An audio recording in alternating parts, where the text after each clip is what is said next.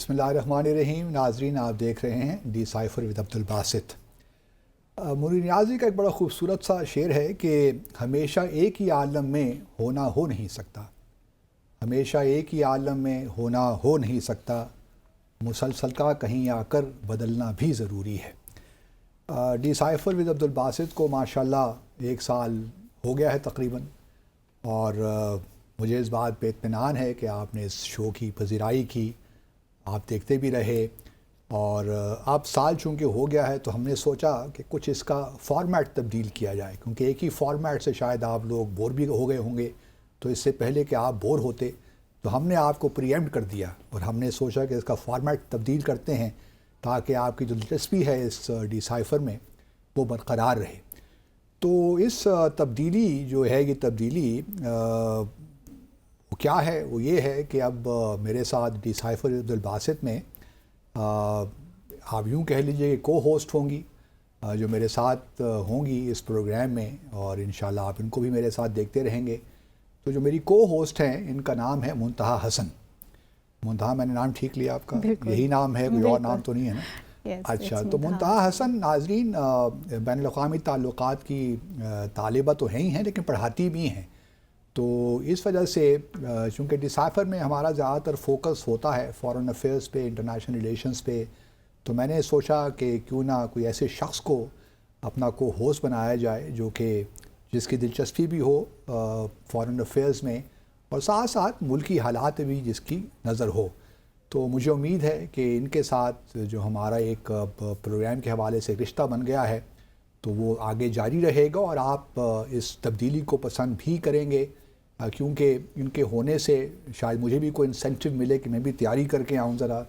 تو بہرحال منتہا، اب جو ڈی سائفر ود عبدالباسط کی لگام ہے وہ آپ کے پاس، تھینک یو سو مچ اور آپ ہی نے اب کنٹرول کرنا ہے اس پروگرام کو. ڈی سائفر کا حصہ بنانے کے لیے بہت مشکور ہوں آپ کی کہ آپ نے اس قابل سمجھا کہ ڈی سائفر کا حصہ بنایا جائے. سو ناظرین، آج کا اپنا پروگرام اس کا ہم باقاعدہ آغاز کریں گے، اور سب سے پہلے ہم بات کریں گے پروگرام میں آرمی چیف سید عاصم منیر نے پی اے ایف کی اکیڈمی رسال پور کی پریسنگ آؤٹ پریڈ سے ایک بہت امپورٹنٹ خطاب کیا ہے، جس میں 2 بیانیے انہوں نے جاری کیے ہیں جو کہ بہت زیادہ زیر بحث آ رہے ہیں بین الاقوامی حلقوں میں بھی اور علاقائی طور پہ بھی ہم دیکھ رہے ہیں، اور بہت امپورٹنٹ پوائنٹس تھے جو انہوں نے ریز کیے ہیں. ایک تو انہوں نے فریڈم آف ایکسپریشن کی بات کی ہے، اور دوسرا انہوں نے کشمیر ایشو کے بارے میں اپنا بہت واضح قسم کا ایک بیانیہ جاری کیا ہے. تو ہم سب سے پہلے تو ناظرین کو بتائیں گے کہ آرمی چیف کا ایگزیکٹلی کہنا کیا تھا. Another region where force is violently trampling over human rights and muzzling voices for self-determination is Indian illegally occupied Jammu and Kashmir. The silence of the world over Kashmir is deafening, but we will continue to extend moral, political and diplomatic support to the people of Kashmir till the day they are empowered to exercise their right of self-determination. While Article 19 has unambiguously drawn the limits to the freedom of expression and speech, which must not be misconstrued as freedom of expression of venom against others. Hence, those who blatantly trample the same very constitution on daily basis in one way or the other cannot and should not issue sermons to others for its adherence. We know our constitutional limits very well and expect from others to also know them well. کشمیریوں کو لے کے بہت واضح طور پر diplomatic support کی بات کی، مورل سپورٹ کی بات کی. آپ کس طرح سے دیکھ رہے ہیں اس بیانیے کو؟ اس سے پہلے کہ میں کشمیر بات کروں منتہا، پہلے ذرا فریڈم آف ایکسپریشن پہ بات کر لیتے ہیں، کیونکہ اس کو لے کر پاکستان میں دیکھ رہا ہوں سوشل میڈیا میں بہت لوگ اس پہ بات چیت کر رہے ہیں. اور حالانکہ سوشل میڈیا پہ خود اس بارے میں بات کرنا اور اتنی آزادی ہونا، یہ بھی تو فریڈم آف ایکسپریشن کا حصہ ہے. ایکس بھی آج کل تھوڑا سا بین ہے نا، کبھی آتا ہے کبھی نہیں آتا، تو لوگ بہت پریشان ہیں.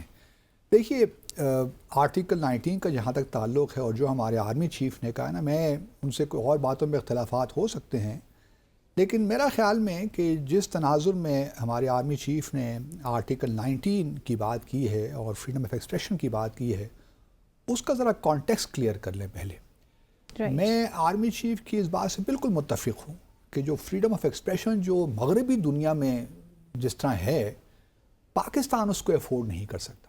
سر لیکن وہاں کا بھی حال ابھی ہم دیکھ ٹھیک ہے حال برا ہے, لیکن ہمارے ہاں ایک ہوتا ہے نا کہ اندھی تقلید ہوتی ہے کہ جو مغربی دنیا میں ہو رہا ہے وہی ٹھیک ہے. حالانکہ ایسی قطعاً بات نہیں ہے. دنیا کے بے شمار ممالک ایسے ہیں جو کہ فریڈم آف ایکسپریشن پہ تھوڑی بہت ریگولیشنز اس پہ ہوتی ہیں. کوئی بھی چیز اگر ان ریگولیٹڈ ہو جائے نا تو وہ پھر آؤٹ آف باؤنڈ ہو جاتی ہے, آؤٹ آف کنٹرول ہو جاتی ہے. اور ایک اور بات بھی یاد رکھنی چاہیے کہ ہماری جو ریاست ایک نظریاتی مملکت ہے. یہ نہیں ہو سکتا کہ ایک افراد کی جو آزادی ہے اور آزادی اظہار رائے وہ بالکل بے لگام ہو جائے, یہ قطعاً نہیں ہو سکتا. ہمارے معاشرے میں بہت سی ایسی چیزیں ہیں جو کہ ہم خود اپنے اوپر لاگو کرتے ہیں یا اپنی جو قدغن ہے وہ اوپر لگاتے ہیں. اس کی وجہ بنیادی طور پہ یہ کہ میں اس بات کا احساس ہے کہ ہمارا کلچر مختلف ہے, ہماری جو روایات ہیں وہ بالکل مختلف ہیں, وہ مغربی دنیا سے مماثلت نہیں رکھتی. مغربی دنیا we are not liberals. نہیں, we are liberals, but the question is کہ liberalism does have its limitations. liberalism اگر بالکل کنٹرول سے باہر ہو جائے, ہر کسی کو ہر کچھ کہنے کی آزادی ہو, تو پھر وہ لائسنس ہو جاتا ہے, وہ پھر فریڈم نہیں ہوتی. اس لیے ضرورت اس امر کی ہے کہ ہمارے لوگ بھی ذرا سوچیں سمجھیں کہ جو کچھ ہمارے سوشل میڈیا میں ہو رہا ہے اس کی اس طرح اجازت نہیں دی جا سکتی کہ جو کچھ آپ چاہیں گالی گلوچ کریں, ایک دوسرے کو برا بھلا کریں, خواتین کے بارے میں نازیبا زبان استعمال کریں, اور آپ پالیٹکس کرتے ہوئے اتنے اندھے ہو جائیں کہ آپ جو کچھ کہیں وہ ٹھیک ہے. اس طرح ہو نہیں سکتا. بلکہ دیکھیے, مثال کے طور پر میں پرسوں نیشنل ڈیفنس یونیورسٹی میں ایک اجلاس ہوا جس میں UK کے کچھ لوگ آئے ہوئے تھے. تو وہاں مجھے بھی کہا گیا کہ جی آپ بھی ایک کی نوٹ مطلب پارٹیسپیٹ کیجئے. تو میں نے پارٹیسپیٹ کیا, تو یہی بات وہاں بھی ڈسکس ہوئی. تو میں نے ان کو بتانے کی کوشش کی, تو وہاں انہوں نے سوال اٹھایا کہ جی پاکستان میں کیوں اتنی پابندیاں ہیں, یہ ہے وہ ہے, اور پاکستان اور ہم چاہتے ہیں کہ پاکستان میں لبرلزم آئے, democracy who, and so on and so forth. میں نے کہا جی آپ کس قسم کی باتیں کرتے ہیں, ہمارے ہاں بھی جمہوریت ہے, ٹھیک ہے ہم مانتے ہیں کہ اس طرح نہیں ہے جس طرح اس کو ہونا چاہیے, ہمارے ہاں ایشوز ہیں. کون سی فارم ہے جمہوریت؟ وہی نا, جمہوریت کی بہت سی فارمز ہیں. ایک تو دیکھیے نا, چائنا بھی کہتا ہے کہ ہمارے ہاں جمہوریت ہے. صحیح. ان کے ہاں جمہوریت کا کانسیپٹ کیا ہے, وہ افراد پہ جو اجتماعی مفادات ہوتے ہیں ان کو ترجیح دیتے ہیں. وہ کہتے ہیں جو کلیکٹیو جو انٹرسٹ ہے وہ ایک فرد کے مفاد سے بڑھ کر ہے. تو ان کی جمہوریت کا کانسیپٹ ذرا ڈفرینٹ ہے. یہاں پہ جو انڈیویجولزم ہے مغربی دنیا میں, اصل پرابلم وہاں سے شروع ہوتا ہے. جب آپ ایک فرد کو اتنی اہمیت دیتے ہیں کہ وہ اجتماعی طور پہ جس قدر بھی نقصان پہنچانا چاہے وہ پہنچا دیتا ہے. میں نے ان کو کہا کہ جی دیکھیے آپ کہتے ہیں کہ ایک رائٹس, ہیومن رائٹس کی آپ بات کرتے ہیں, تو آج کل مغربی دنیا میں ایک رواج بن گیا ہے وہ جو نہیں ہے LGBTQ. میں نے کہا جی آپ کے کلچر میں ممکن ہے کہ وہ مناسب ہو, لیکن ہمارے کلچر میں ان چیزوں کی اجازت نہیں ہے. اب آپ کہتے ہیں کہ جی ہیومن رائٹس ہونے چاہیے, تو ہم تو یہ تسلیم نہیں کر سکتے آپ کی بات. تو آپ کس طرح یہ بات کرتے ہیں؟ آپ اگر ہر چیز کو اپنے لینس سے دیکھیں گے تو پھر تو بڑی تباہی ہے اس دنیا میں. پھر تو ہمارے ہاں کسی چیز پہ اتفاق ہی نہیں ہو سکتا. آپ کے لیے ہیومن رائٹس آپ کا کانٹیکسٹ ہے, ٹھیک ہے, ہم نے بہت جو 11 یا 27 ہیومن رائٹس کنونشنز ہیں UN کے, ہم نے ان کو سائن کیا ہوا ہے, اور ہم ان کو بڑا کوشش بھی کر رہے ہیں ان کو صحیح معنوں میں امپلیمنٹ بھی کریں. لیکن سوال یہ پیدا ہوتا ہے کہ کہیں نہ کہیں ہمارے اختلافات آئیں گے. اب LGBTQ مجھے تو یہ کہنا مشکل پڑ جاتا ہے, ٹنگ ٹوسٹر ہے. اس پہ اتفاق نہیں ہو سکتا دنیا بھر کا. ابھی روس میں بھی دیکھیے اس پہ انہوں نے بین لگا دیا ان چیزوں پہ. تو کویسچن یہ ہے کہ جو آرمی چیف نے بات کی ہے, اگر اس کو کانٹیکسٹ میں رکھ کر دیکھیں, اور بس ہر کوئی ویسے ہی تنقید کرنا شروع کر دیتا ہے, تو میری گزارش یہی ہے کہ سوشل میڈیا میں بھی ایک لمٹ تو ہونی چاہیے نا. یہ نہیں ہو سکتا کہ آپ سب مادر پدر آزاد ہو جائیں, جو کچھ کہنا چاہیں کہتے رہیں. اس قسم کی آزادی تو کوئی ملک نہیں دے سکتا, بلکہ ویسٹرن دنیا میں بھی آزادی نہیں ہے. مثال کے طور پر آپ یہودیوں کے بارے میں کچھ نہیں کہہ سکتے. اینٹی سیمیٹزم, یہ لمیٹیشن سیٹ کس نے کرنی ہے؟ ریاست ہی کرتی ہے نا, ریاست ہی کرتی ہے, افراد تو نہیں کرتے. ریاست ہی ریگولیٹری باڈیز بناتی ہے, وہی دیکھتی ہے. اور پوری دنیا میں یہ ابھی دیکھیے نا, پچھلے دنوں امریکہ میں ایک قانون پاس ہو گیا تقریباً کہ جی اسرائیل کے خلاف بات نہیں ہو سکتی. پہلے تو اینٹی سیمیٹزم کی بات تھی نا کہ آپ یہودیوں کے خلاف اس قسم کے, اب اینٹی زائنزم جو ہے وہ بھی شامل کر دیا ہے.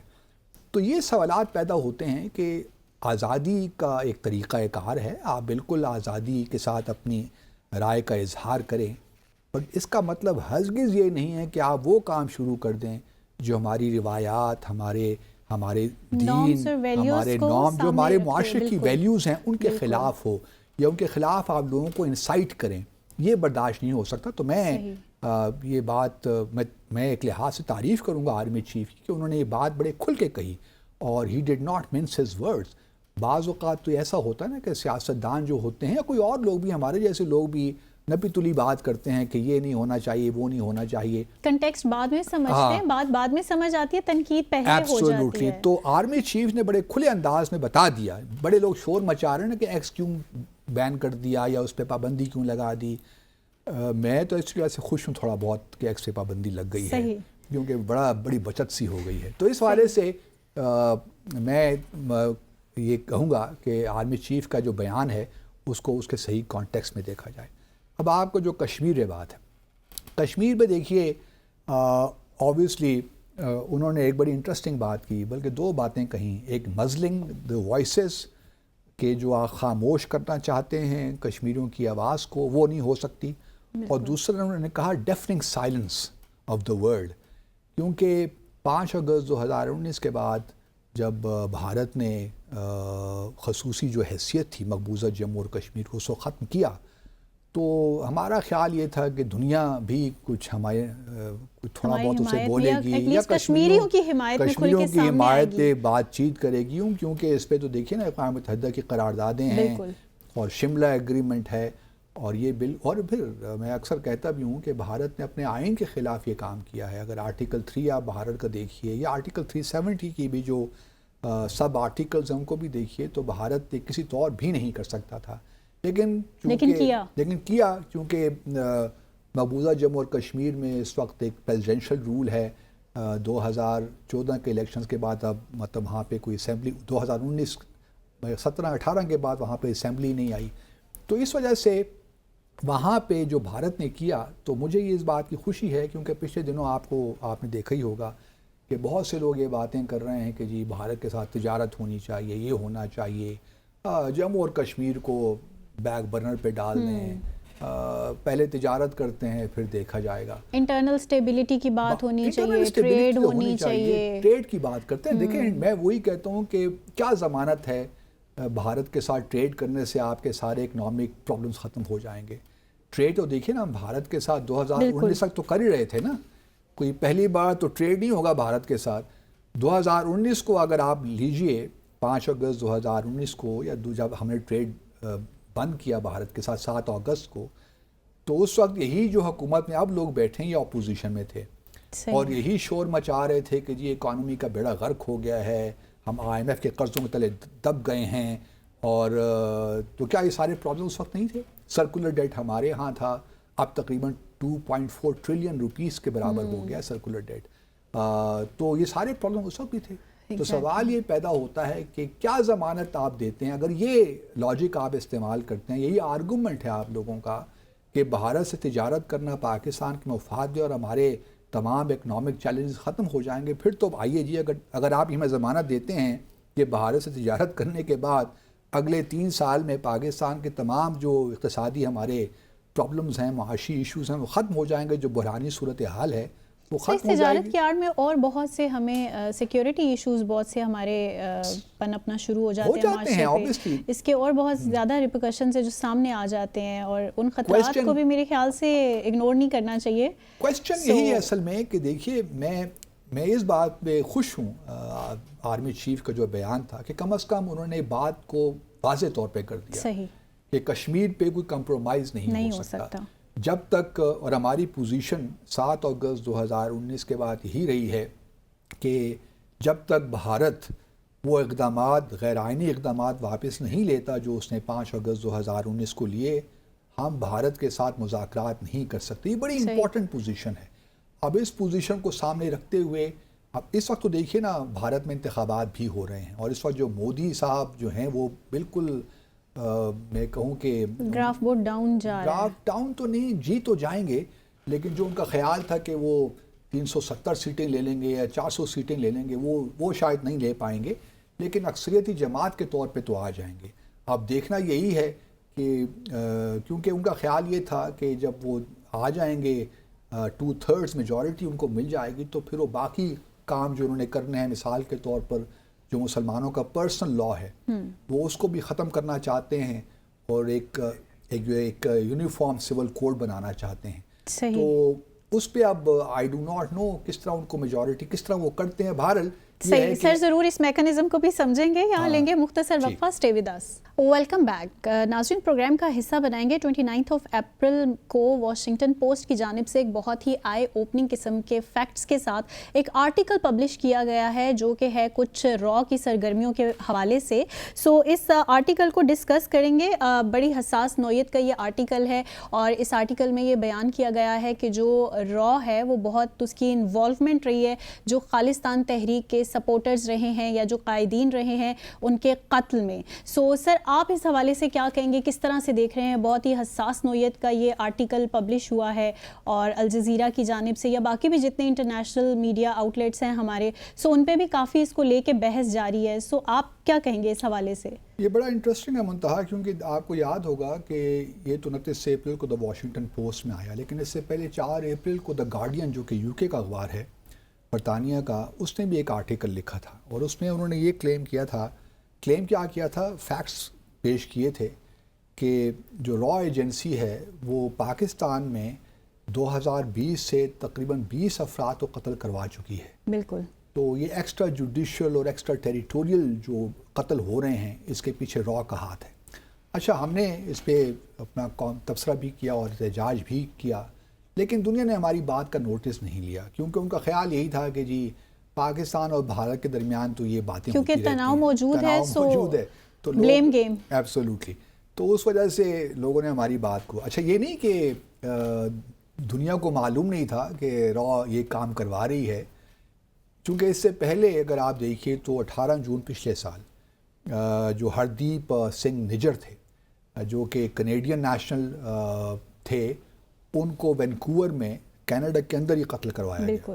اور وہ سکھ فار جسٹس جو موومنٹ ہے اس کے ایک بڑے جانا پہچانا نام تھا, سرگرم رکن تھے. اچھا, اس کے بعد پھر کینیڈا نے بڑا شور مچایا, پروٹیسٹ کیا, بہت احتجاج کیا, بڑا تناؤ دیکھنے میں سامنے آیا تھا کیونکہ کینیڈا جو ہے اس میں اچھی خاصی پاپولیشن پائی جاتی ہے انڈینز کی, خاص کر سکھوں کی. بلکہ پچھلے ہفتے تو جو پرائم منسٹر ہیں ٹروڈو, وہ ایک سکھ میٹنگ ایونٹ میں بھی گئے جہاں پہ خالصتان کے نعرے بھی لگے, تو اس پہ بھی بھارت نے بڑا ریئیکٹ کیا ہے اور جسٹس ٹروڈو کو کافی کرٹیسائز کیا, sorry not justice, prime minister Trudeau کو بڑا کرٹیسائز کیا, جسٹن ٹروڈو. اچھا, اب یہاں پہ وہ قتل تو ہو گیا نجر کا, اس کے بعد کینیڈا نے شور مچایا, ان کے سفارتی تعلقات بھی خراب ہوئے ان دا سینس کہ بہت سے لوگوں کو قائد کیا کہ آپ جائیے, ڈاؤن گریڈ بھی کر دیا اپنے ریلیشنز. اس کے بعد کیا ہوتا ہے, اور پھر کینیڈا نے یہ تمام جو انٹیلیجنس تھی, یہ تمام جو اس کے 5I کے جو ممالک ہیں جس میں UK, US, Canada, New Zealand اور آسٹریلیا, ان کے ساتھ یہ انٹیلیجنس ایک آرگنائزیشن ہے, ان 5 ممالک, ان کے ساتھ یہ تمام چیزیں شیئر کی 5Is کے ساتھ. اچھا, انہوں نے بھی اس بات کو بڑا سیریسلی لیا. اس کے بعد امریکہ بڑا کلوزلی واچ کر رہا تھا بھارت کو مین وائل نا اس سارے معاملے میں. تو امریکہ کو انٹیلیجنس مل گئی کہ را جو ہے وہ ایک اور سکھ لیڈر ہیں جو کہ امریکی شہری ہیں, بالکل, ان کا نام میرا ان کو بھول جاتا ہے, گرپت ون جو ہیں پنن, گرپت ون سنگھ پنن, یہ امریکہ کے شہری ہیں. تو ان کو قتل کروانے کی بھی سازش ہو رہی ہے. اور کیا ہوا کہ را نے اس وقت, را کے جو چیف تھے وہ تھے سمنت گوئل, انہوں نے اپنے ہی ایک جو را آپریٹو تھے وکرم یادیو, جو کہ جن کا اوریجنلی تعلق سینٹرل ریزرو پولیس فورس ہے بھارت کی, اس سے تھا. تو وہ ڈیپوٹیشن پہ, جیسے کانڈمنٹ پہ وہ را کے ساتھ کام کر رہے تھے. تو ان کو اس کام پہ لگایا ہے کہ جی قتل کرنا ہے یہ پنن صاحب کو, اور یہ امریکی شہری بھی ہیں. تو انہوں نے پھر کیا کیا, را نے ایک بڑا آپ یوں کہہ لیجئے کہ کرمنل ایک بندہ ہے, بھارتی ہی ہے, اور ان کا نام ہے नाम मुझे उनका भूल गया है,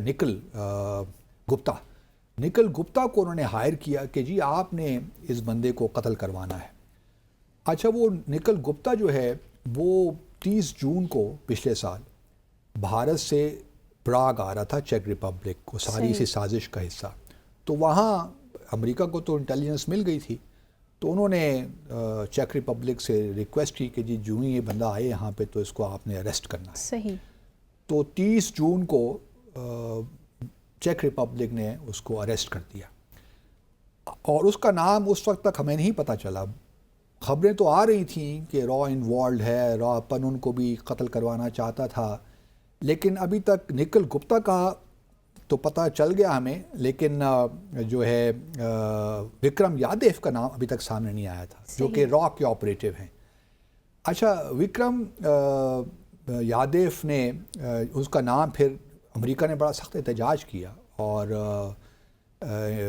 मोदी साहब से कहा कि जी इस तरह बात नहीं चलेगी, क्योंकि अभी आपने निजर का कत्ल करवाया है कनाडा में, और ये हमारे साथ इनकंट्रोवर्टिबल हमारे पास एविडेंस है कि रॉ इन्वॉल्व है इस साजिश में। सेंसिटिविटी आ गई, इंटेलिजेंस बेस्ड ऑपरेशंस। एक इंटरेस्टिंग बात यह है कि जिस तरह भारत ने, जब कनाडा ने इल्ज़ाम लगाया कि निजर को आपने कत्ल कर, जिस तरह रिएक्ट भारत ने उस वक्त किया ना, तो अमेरिका के बाद जो उस तरह रिएक्शन हमें नहीं मिला। सही। तो भीगी बिल्ली बन गए एकदम, और कहा कि जी हम इसकी तहकीकात करवाएंगे, क्योंकि ये तो हमारे अपने इंटरेस्ट में भी है अगर कि हम इसकी तहकीकात करवाएं, क्योंकि अगर वाकई रॉ इन्वॉल्व थी तो ये तो हमें मालूम होना चाहिए, क्योंकि ऊपर लेवल पे प्राइम मिनिस्टर मोदी को वाकई इल्म नहीं था इस ऑपरेशन ये बड़ी इंटरेस्टिंग आपने सवाल पूछा है।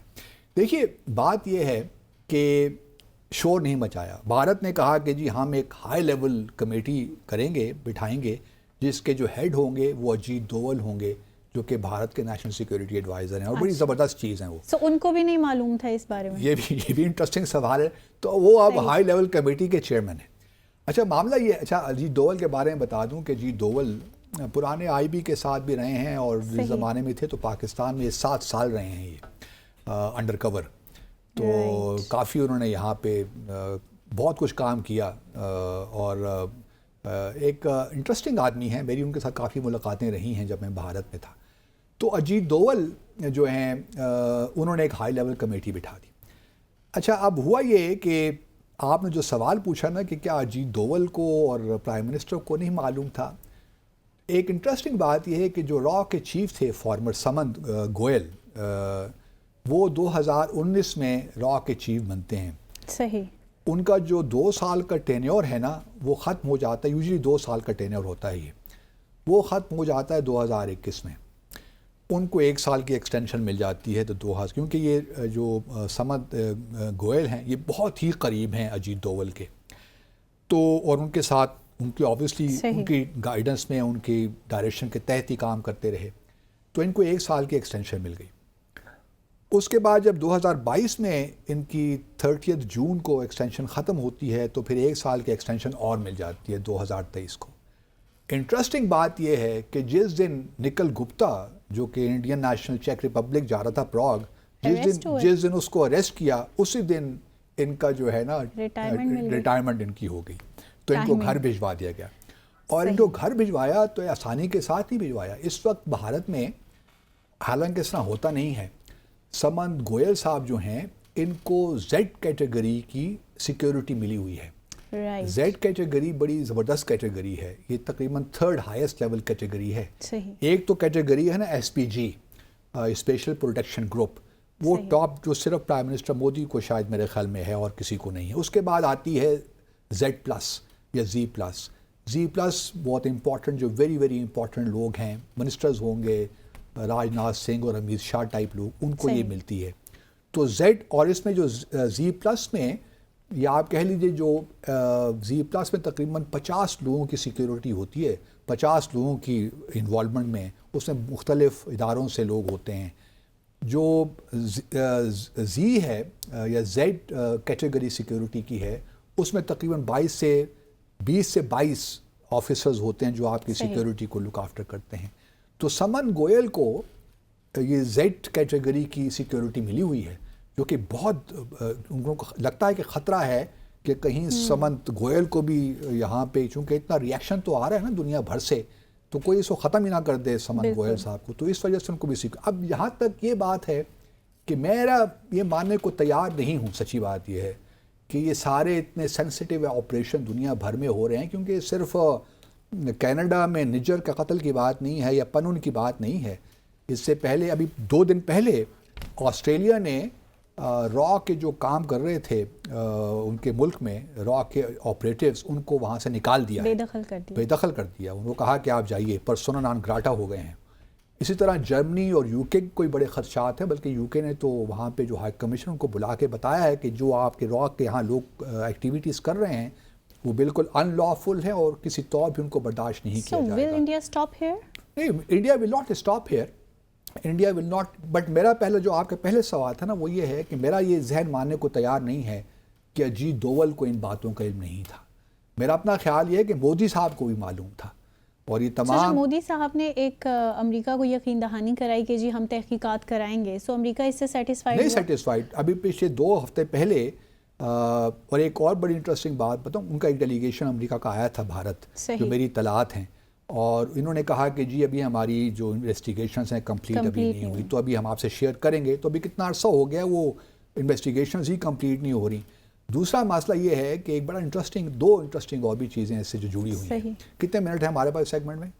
ابھی ہے. اچھا، بھارت نے جب یہ سارے واقعات ہو رہے تھے نا، تو بھارت نے کیا کیا کہ سوچا کہ یار اس کو تھوڑا سا چکر میں ڈالتے ہیں امریکہ کو. تو انہوں نے صدر بائیڈن کو انوائٹ کر دیا کہ آپ آئیے جی ہماری، کیونکہ بھارت جب یہ ریپبلک ڈے مناتے ہیں 26 جنوری کو ہر سال، تو اس میں ایک بہت بڑی پریڈ ہوتی ہے اور اس میں ایک باہر ایک غیر ملکی صدر یا وزیر اعظم کو بلایا جاتا ہے مہمان خصوصی کے طور پہ.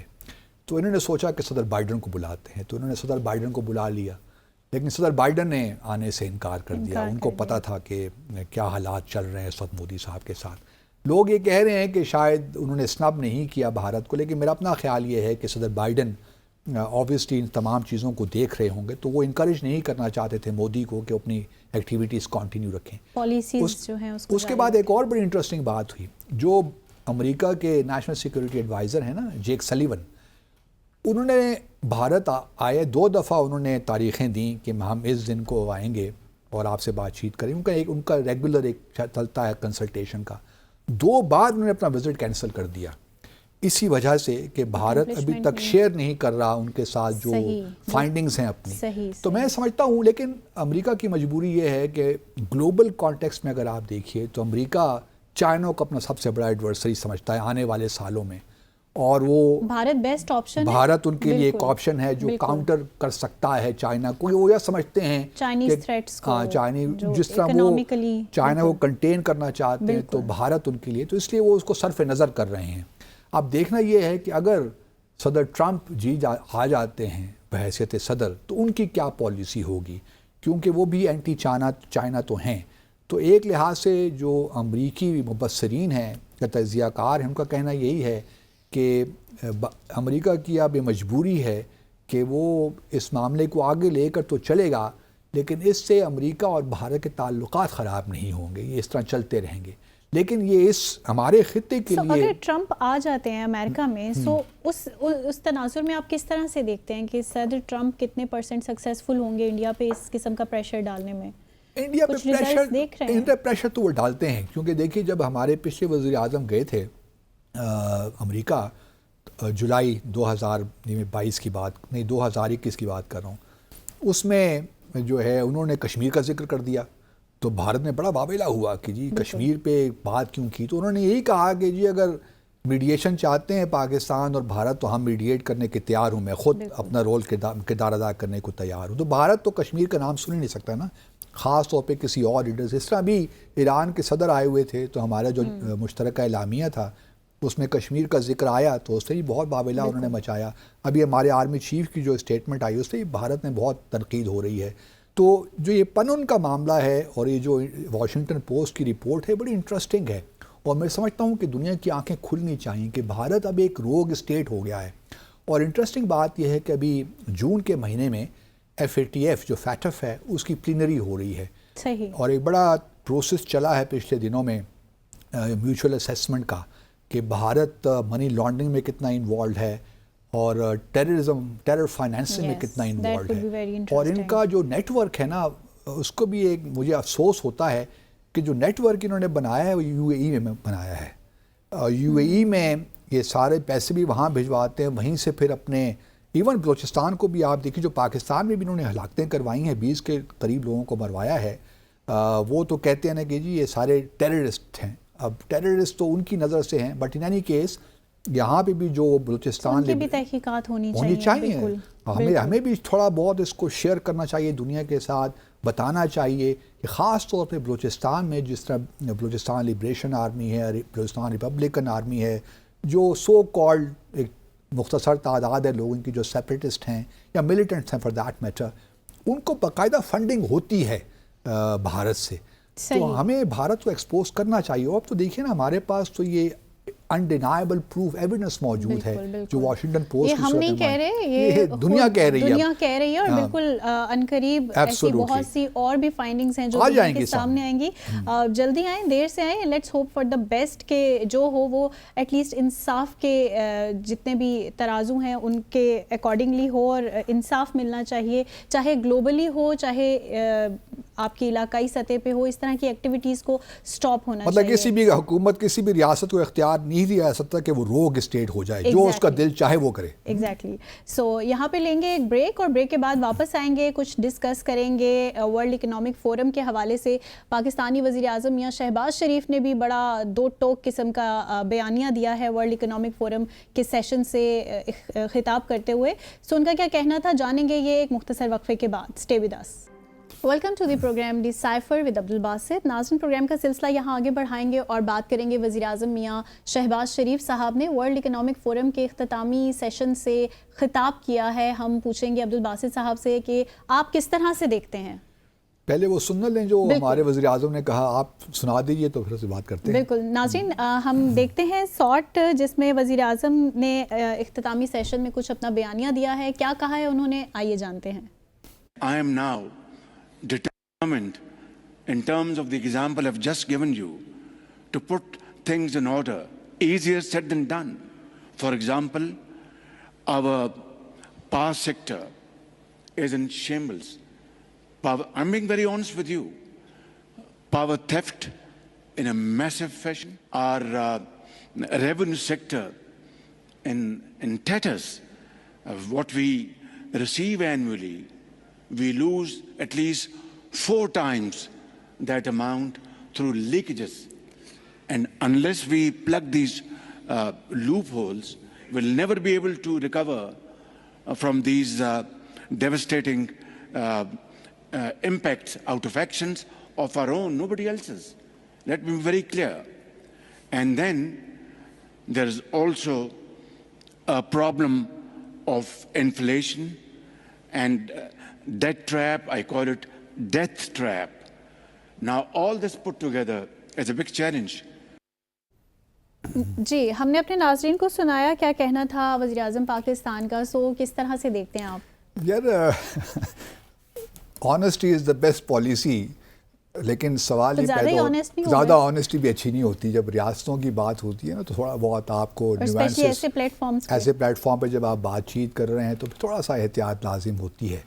اور آپ گئے ہیں ورلڈ اکنامک فورم، مجھے نہیں معلوم کہ ہمارے وزیر اعظم کو جانا چاہیے تھا نہیں جانا چاہیے تھا، کیونکہ دیکھیے نا دوسری طرف ان کے پاس ساتھ بیٹھے ہوئے تھے لارڈ ڈیوڈ کیمرون جو کہ برطانیہ کے سیکرٹری خارجہ ہیں. تو بہرحال چونکہ سعودی عرب کے ساتھ ہمارے خاص تعلق ہے، اور ابھی میں آپ کو بتاتا چلوں کہ اس ماہ کے وسط میں MBS بھی آ رہے ہیں، سنا یہ رپورٹ سے ہی ہیں کہ وہ پاکستان کے دورے پہ تشریف لا رہے ہیں. تو شاید اسی تناظر میں وزیر اعظم نے سمجھا کہ مجھے جانا چاہیے ریاض، چونکہ انویٹیشن آئی ہے تو اچھی بات ہے. چلیے یہ ان کا فیصلہ تھا اور اس پہ کوئی بہت حرج بھی نہیں ہے. گئے ہیں اور MBS اپنے کراؤن پرنس صاحب سے ملاقات بھی ہو گئی. سر انہوں نے دعوت بھی دینی تھی سعودی ولی عہد نہیں، دعوت تو انہوں نے پہلے دے دی تھی، کیونکہ پہلا جو وزٹ کیا تھا نا جو وزیر اعظم بننے کے بعد، تو پہلا ان کا دورہ سعودی عرب تھا، تو اس وقت ہی ملاقات ہوئی تھی اور اسی دورے میں انہوں نے دعوت دے دی تھی. اور اس کے بعد پھر انفورسمنٹ ہوگی، ہاں میں بھی ان کو دوبارہ انوائٹ کر دیا. اچھا، اب جو ہے اس فورم میں یہ جو گئے ہیں ورلڈ اکنامک فورم جو ڈیووس میں ہوتا ہے ہر سال، اسی کا یہی پارٹ ہے. تو یہ وہاں پہ جو سیشن ہو رہا تھا اس پہ لارڈ کیمرون بھی موجود تھے. اب مطلب جو باتیں انہوں نے کہی، باتیں تو بالکل ٹھیک کہی ہیں. پاکستان اس وقت ایک سیاسی بحران سے تو گزر رہا ہے، لیکن کہنے کی ضرورت نہیں تھی ان الفاظ میں کہ جی ہمارا تو ہر کچھ ہی خراب ہے. تو اگر اتنا ہی کچھ خراب ہے تو لوگ کہاں آئیں گے انویسٹمنٹ کرنے؟ تو پہلے آپ اپنی گورننس کو تو ٹھیک کر لیجیے نا. سر لیکن ہو سکتا ہے کہ جو پریکٹیکل میئرز لے رہے ہیں، جیسے ایرانین صدر جو تھے انہوں نے بھی پاکستان کا دورہ کیا، پھر چائنا کے ساتھ جو ریلیشنز ہیں، پھر ورلڈ اکنامک فورم میں شرکت ہے، اسپیشلی نواز شریف صاحب نے بھی ایک بڑا غیر متوقع قسم کا دورہ کیا ہے چائنا کا، اور اس کے بعد سعودی ولی عہد کو بھی دعوت. سو مے بی وہ پریکٹیکلی دنیا کو دکھا رہے ہیں کہ حالات تو بہت برے ہیں لیکن ہم کچھ کرنا چاہتے ہیں، ہم اپنے ہم ڈٹرمنٹ ہیں، جس طرح انہوں نے کہا. ٹھیک ہے، میں سمجھتا ہوں یہ بات، لیکن میں کہتا ہوں کہ جو ہے ان چیزوں کو ذرا مختلف فارمولیشنز کے ساتھ بھی کہا جا سکتا ہے. آپ ایک براڈ پکچر پیش کریں rather than getting into specifics when you go to such international forums. تھوڑا سا بہتر، کیونکہ یہ ایکسٹمپور ہے نا معاملہ، یہ تو کوئی پہلے لکھی تقریر نہیں تھی. بہتر ہو سکتا، فارمولیشنز تھوڑی بہتر ہو. لیکن ایک مجھے بات میں خوشی ہے کہ پرائم منسٹر نے جب اپنا تبصرہ شروع کیا تو انہوں نے سب سے پہلے غزہ کا بات کی کہ جب تک غزہ میں، فلسطین میں امن نہیں ہوگا پوری دنیا میں امن نہیں ہو سکتا، اور اس پہ لوگوں نے تالیاں بجائی بھی ادھر ان کے، اور یہ ایک اچھی بات انہوں نے کہی. لیکن دوسری بات جو انہوں نے کہی اس پہ تھوڑا سا میرے کہ انہوں نے باتیں کرتے کرتے، جب وہ باتیں کرتے ہیں نا انسان، ہم بھی خیر اسی کمزوری کا شکار ہو جاتے ہیں کہ پھر ہم اسی رو میں بہہ جاتے ہیں. اور انہوں نے باتیں کرتے کرتے بہت سے ممالک کا ذکر کیا کہ ہمارے ان کے ساتھ تعلقات بڑے اچھے ہیں اور بڑے امپورٹنٹ ہیں. انہوں نے سعودی عرب کا ذکر کیا، گلف کنٹریز کا ذکر کیا، برطانیہ کا ذکر کر دیا، امریکہ کا ذکر کیا، چائنا کا ذکر نہیں کیا. تو چائنا ان کی زبان پہ نہیں آیا. آئی ڈو ناٹ نو، میں نہیں کہہ رہا کہ یہ کوئی ان کی جان بوجھ کے انہوں نے کیا، لیکن بس ان کے ذہن میں نہیں آیا. حالانکہ چائنا کے ساتھ ہمارے تعلقات کی نوعیت دنیا بھر جانتی ہے، تو چائنا کو مس کر جانا میرے لیے کوئی ناراضگی ایکسپیکٹڈ نہیں ہے. کیونکہ ایسے جب ہوتا ہے نا معاملات تو اس پہ وہ چائنا کو ہی معلوم ہے کہ بس جو ذہن گو ود دا فلو والی بات. اچھا، تیسرا جو بات انہوں نے کی جس سے مجھے تھوڑی بہت حیرانی ہوئی، کیونکہ چائنا کا ذکر نہیں کیا تو ڈیتھ ٹریپ کا ذکر کر دیا. ڈیتھ ٹریپ کو انہوں نے ڈیتھ ٹریپ کہہ دیا. ٹھیک ہے، ڈیتھ ٹریپ اگر ڈیتھ ٹریپ ہے تو it's okay. Maybe they turned into. نہیں، they may turn into، لیکن the question is کہ جو ویسٹرن دنیا کا اس وقت ایک بیانیہ ہے نا، جب وہ ڈیتھ ٹریپ کی بات کرتے ہیں تو وہ چائنا کے کانٹیکس میں کرتے ہیں. صحیح. کہ چائنا اس وقت دنیا میں ڈیولپنگ کنٹریز میں جو آپ کو قرضے دے رہا ہے یا جو آپ کے ملک میں انویسٹ کر رہا ہے، یہ ایکچولی آپ کے لیے ڈیتھ ٹریپ ہے. کیونکہ ہمیں بھی بار بار یہی کہا جاتا رہا ہے کہ چائنا کے ساتھ جو آپ کے اکنامک جو اقتصادی تعلقات ہیں ایونچولی آپ کے لیے ڈیتھ ٹریپ اور ڈیتھ ٹریپ ہی بن جائیں گے. کیونکہ وزیر اعظم نے چائنا کا نام نہیں لیا شروع میں اور آخر میں آ کے ڈیتھ ٹریپ کی بات کی، تو مجھے تھوڑا بہت یہ لگا کہ مناسب نہیں تھا. ڈیتھ ٹریپ کا جو آئی ایم ایف کے پروگرام بھی بڑے بحال چل رہے ہیں، وہاں سے بھی قرضوں کی ادائیگی قرضے تو آئیں گے نا، یہ آ رہے ہیں. سو اس طرف اشارہ نہ ہو. نہ اس طرف اشارہ نہیں ہے. آئی ایم ایف کے دیکھیں نا، ایگزیکٹو ڈائریکٹر سے ملاقات کی اور محنتیں کی کہ جی یہ پروگرام تو اب کمپلیٹ ہو گیا ہے، اب 24 پروگرام کی طرف ہم نے جانا ہے، تو اس کے لیے بھی ہمیں کوئی 6 یا 8 بلین ڈالر چاہیے تاکہ ہم اپنی جو اکانومی کے ہے اس کو صحیح راستے پہ ڈال سکیں.